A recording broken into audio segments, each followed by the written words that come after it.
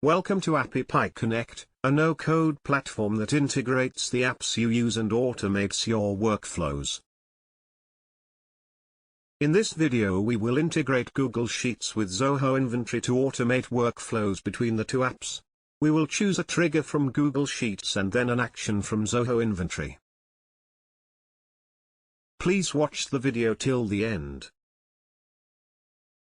Start by selecting Google Sheets as your trigger app. Next, choose a trigger event. This is the trigger event that will initiate the flow in Connect. Select the one that will fit your needs.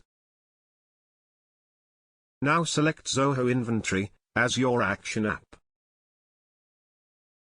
Next, choose an action event. This is the event that will initiate the flow in Connect.